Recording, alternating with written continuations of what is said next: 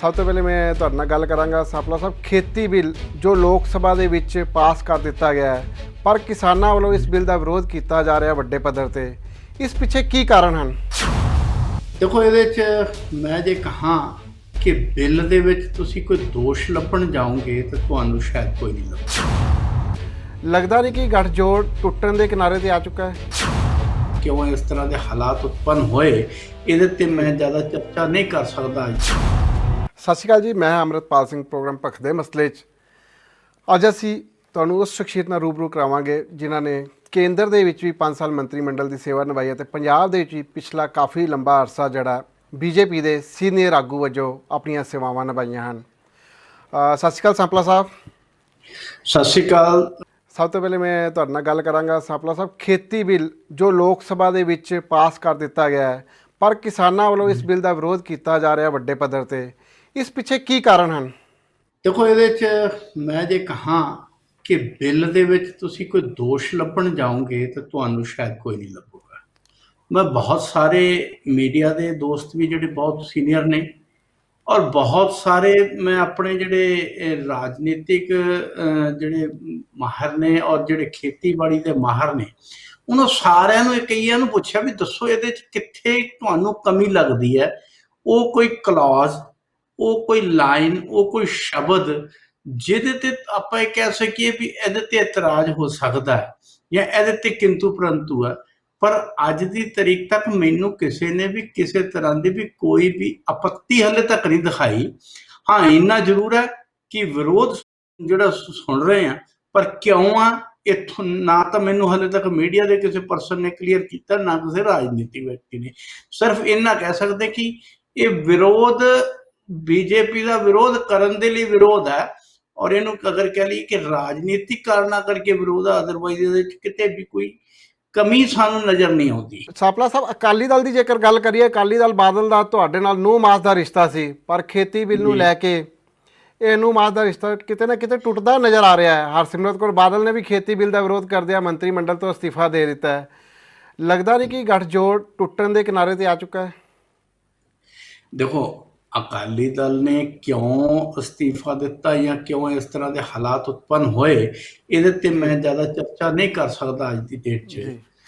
ਪਰ ਮੈਂ ਇਹ ਜ਼ਰੂਰ ਕਹਾਂਗਾ ਕਿ ਵੀ ਇਹ ਸਾਰੇ ਬਿੱਲ ਦੀ ਚਰਚਾ ਉਹਨਾਂ ਨਾਲ ਹੋਈ ਆ, ਔਰ 15 ਦਿਨ ਪਹਿਲਾਂ ਤੱਕ ਤਾਂ ਸਾਰੇ ਹੀ ਉਹਦੇ ਦੇ ਪੱਖ ਦੇ ਵਿੱਚ ਬੋਲਣ ਡਏ ਸੀ ਕਿ ਇਹ ਬਹੁਤ ਵਧੀਆ ਬਿੱਲ ਹੈ।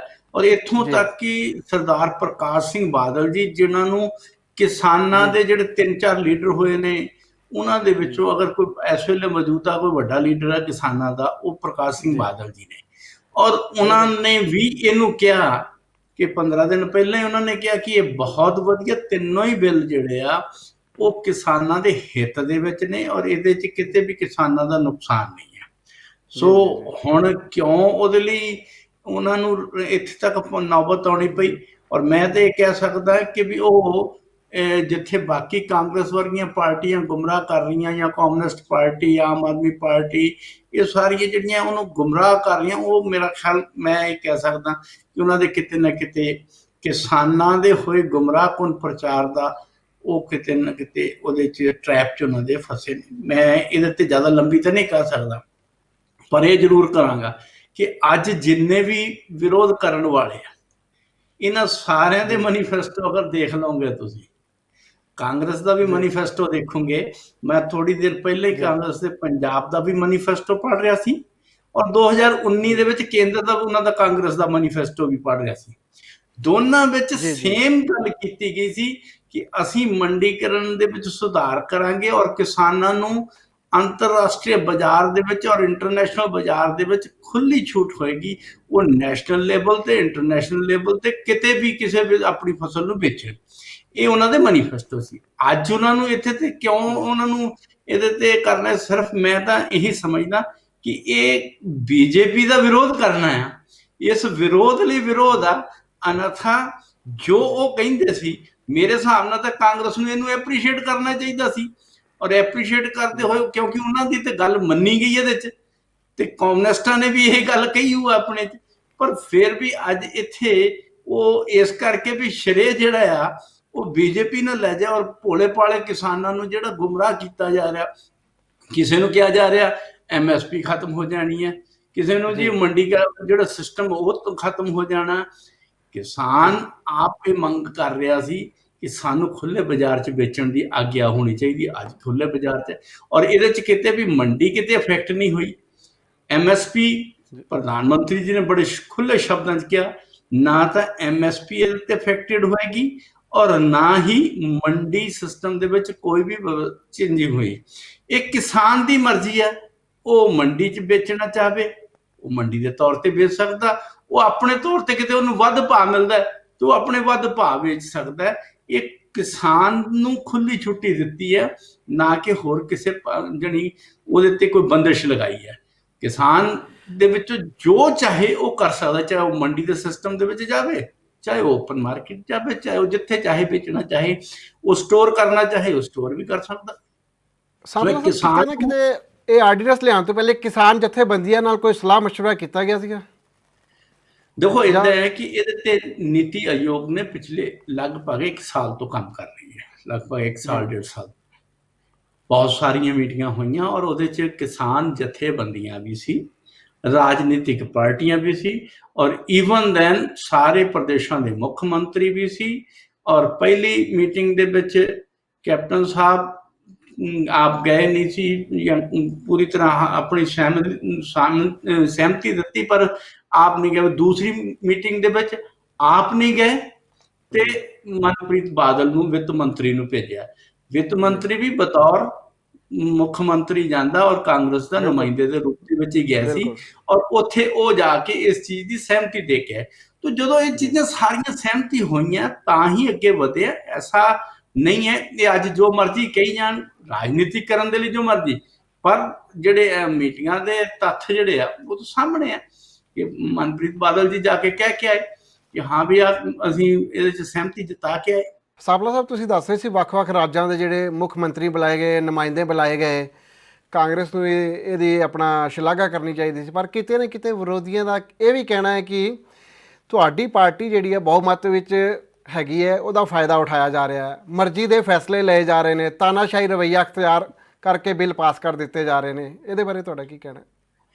ਦੇਖੋ, ਮੈਂ ਇਹ ਪਹਿਲਾਂ ਤਾਂ ਇਹ ਪੁੱਛਣਾ ਚਾਹਾਂਗਾ, ਮੈਂ ਫਿਰ ਕਹਾਂਗਾ ਕਿ ਮੈਨੂੰ ਤਾਂ ਪਹਿਲਾਂ ਇਹ ਕੋਈ ਤਾਂ ਦੱਸੇ ਨਾ ਕਿ ਇਸ ਬਿੱਲ 'ਚ ਖਾਮੀ ਕੀ ਹੈ। ਔਰ ਜਦੋਂ ਮੈਂ ਤੁਹਾਨੂੰ ਕਹਿ ਰਿਹਾ ਕਿ ਇਹਦੇ ਲਈ ਨੀਤੀ ਆਯੋਗ ਨੇ ਮੀਟਿੰਗਾਂ ਕੀਤੀਆਂ, ਉਹਦੇ ਲਈ ਵੱਖ-ਵੱਖ ਕਿਸਾਨ ਜਥੇਬੰਦੀਆਂ ਨਾਲ ਵੀ ਗੱਲਬਾਤ ਕੀਤੀ ਜੋ ਨੈਸ਼ਨਲ ਲੈਵਲ ਤੇ ਸੀਗੀਆਂ।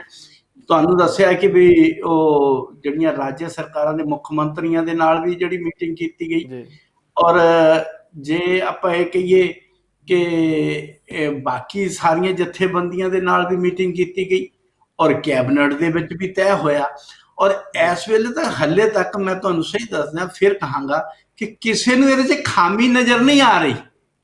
ਕੋਈ ਵਿਅਕਤੀ ਤੁਹਾਨੂੰ ਵੀ ਇਹ ਚਰਚਾ ਕਰਦਾ ਨਜ਼ਰ ਨਹੀਂ ਆਏਗਾ ਕਿ ਫਲਾਨੀ ਕਲੌਜ਼ ਗਲਤ ਪਾਈ ਹੈ।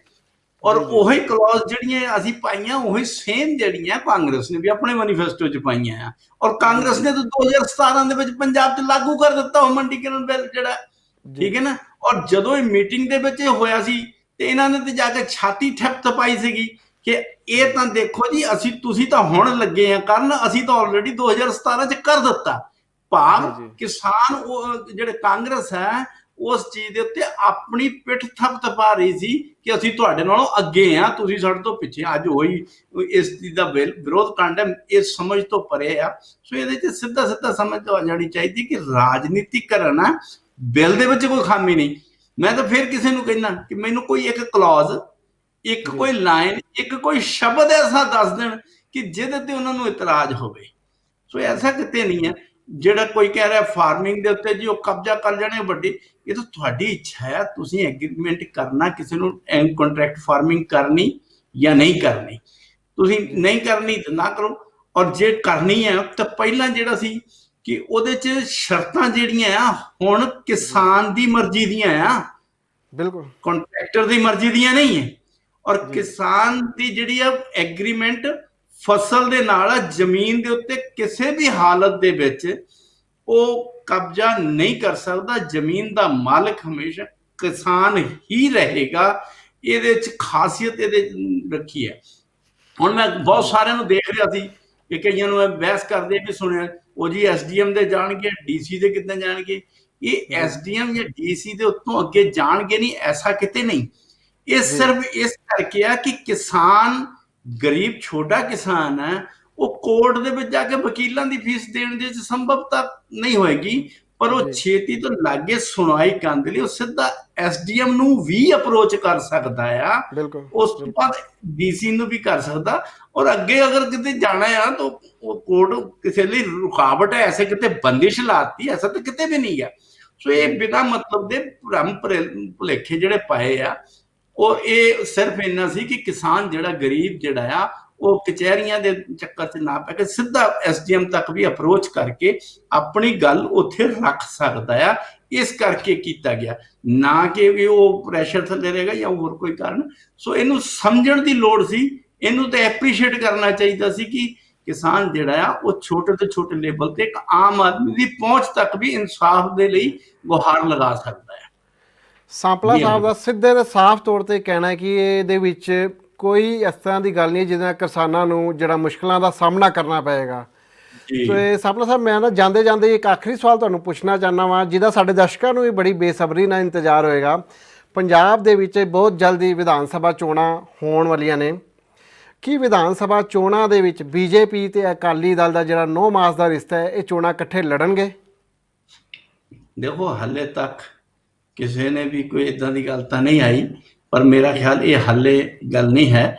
ਔਰ ਹਾਲੇ Akali Dal part of NDA ਆ, ਔਰ ਐਨਡੀਏ ਦੇ ਪਾਰਟ ਦਾ ਮਤਲਬ ਸਾਡਾ ਸਮਝੌਤਾ ਹੈ, ਔਰ ਅਸੀਂ ਮੰਨ ਕੇ ਚੱਲਦੇ ਹਾਂ ਕਿ ਸਾਡਾ ਉਹ ਸਹਿਯੋਗੀ ਰਹੇਗਾ।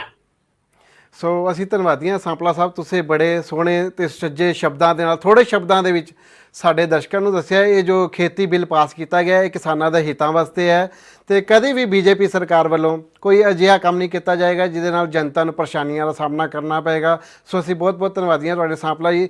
ਫਿਰ ਕਿਸੇ ਨਵੇਂ ਇਸ਼ੂ ਤੇ ਤੁਹਾਡੇ ਨਾਲ ਗੱਲਬਾਤ ਕਰਾਂਗੇ, ਤਦ ਤੱਕ ਲਈ ਦਿਓ ਇਜਾਜ਼ਤ। ਸਤਿ ਸ਼੍ਰੀ ਅਕਾਲ ਜੀ। ਸਤਿ ਸ਼੍ਰੀ ਅਕਾਲ, ਬਹੁਤ ਬਹੁਤ ਧੰਨਵਾਦ। ਚੜ੍ਹਦੀ ਕਲਾ ਦੇਖ ਰਹੇ ਦਰਸ਼ਕਾਂ ਦਾ ਵੀ ਬਹੁਤ ਬਹੁਤ ਧੰਨਵਾਦ। ਸਤਿ ਸ਼੍ਰੀ ਅਕਾਲ। ਸਤਿ ਸ਼੍ਰੀ ਅਕਾਲ।